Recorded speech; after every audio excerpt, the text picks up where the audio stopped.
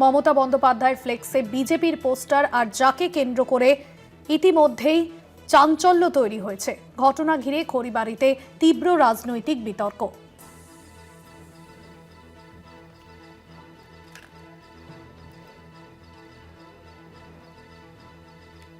কে বা কারা এই পোস্টারে এই ধরনের কুরুচিকর কাজ করেছে তা স্পষ্ট নয়।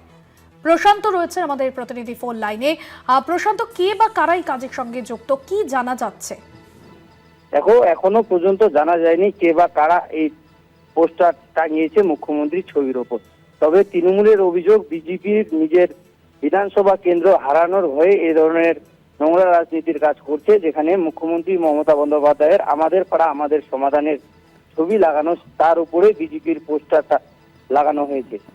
যদিও বিজেপি দাবি করছে এই ধরনের সংস্কৃতি তাদের দলে নেই, এটা তৃণমূলেরই কাজ। বাংলায় সকলেই চাইছে পরিবর্তন, সেই জন্য তৃণমূল নেতা কর্মীরাই সেই ব্যানার লাগিয়েছে, যা কিন্তু এখনো থমথমে পরিস্থিতি, যা নিয়ে বিতর্ক চলছে। এবং ইতিমধ্যে পুলিশে অভিযোগ দায়ের হয়েছে এবং পুলিশ তদন্ত করে দেখছে কে বা কারা এই বিষয়টি এই পোস্টার লাগিয়েছে।